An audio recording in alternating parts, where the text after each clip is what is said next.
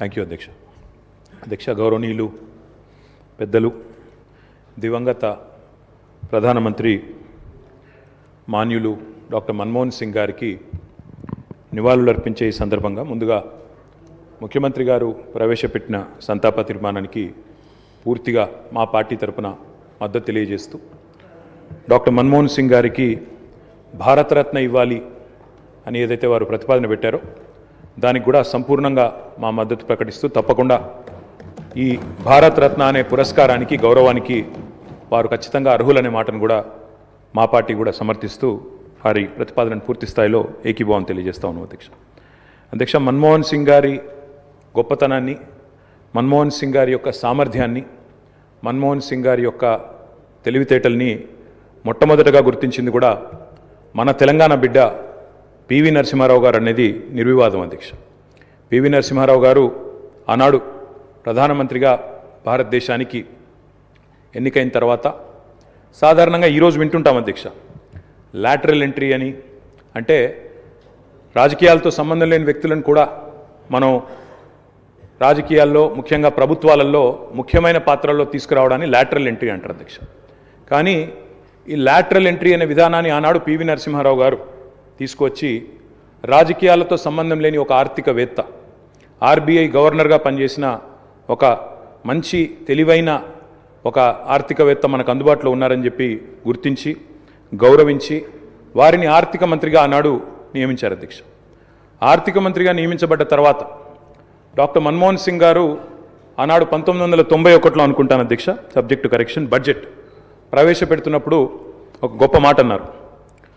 ఆయన అన్న మాట, let the whole world here loud and clear, India is wide awake.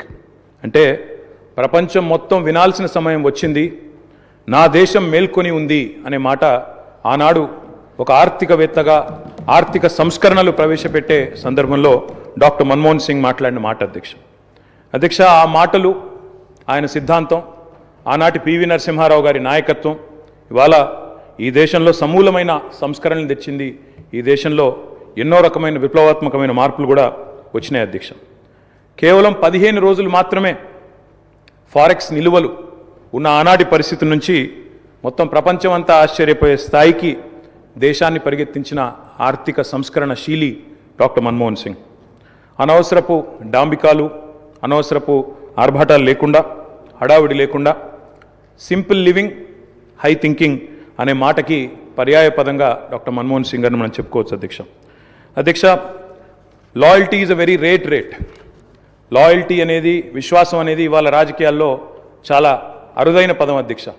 అట్లాంటిది తనకు అండగా నిలబడ్డ మరి కాంగ్రెస్ పార్టీకి జీవితాంతం సేవలు అందించిన ఒక మహానుభావుడు డాక్టర్ మన్మోహన్ సింగ్. ఎందుకంటే ఒక ఆర్థిక మంత్రిగా, తర్వాత ప్రధానమంత్రిగా 10 ఏళ్ల పాటు పనిచేసి మరి పూర్తి స్థాయిలో ఆ పార్టీ అధికారం కోల్పోయిన తర్వాత కూడా అంతే స్థాయిలో నమ్మకంగా, ఇందాక ముఖ్యమంత్రి గారు చెప్పినట్టు అవసరమైతే ప్రజాస్వామిక నిరసన కార్యక్రమాల్లో కూడా ఆ పార్టీ తరఫున ఒక సభ్యుడిగా పాల్గొన్న ఒక అభ్యుదయవాది, ఒక నిరాడంబర మనిషి డాక్టర్ మన్మోహన్ సింగ్ అధ్యక్ష. ఆయన ప్రధానమంత్రిగా ఉన్న కాలంలోనే మా నాయకుడు, మా పార్టీ అధ్యక్షులు, తెలంగాణ తొలి ముఖ్యమంత్రి కేసీఆర్ గారు దాదాపు ఒక 1.5 సంవత్సరాల కాలం పాటు వారి క్యాబినెట్లో మంత్రిగా కూడా పనిచేశారు అధ్యక్ష.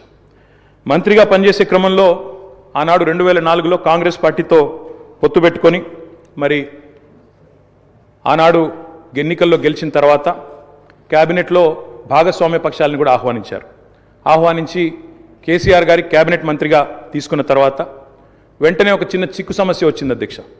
కేసీఆర్ గారికి పోర్ట్ఫోలియో ఆనాడు షిప్పింగ్ పోర్ట్ఫోలియో ఇవ్వడం జరిగింది.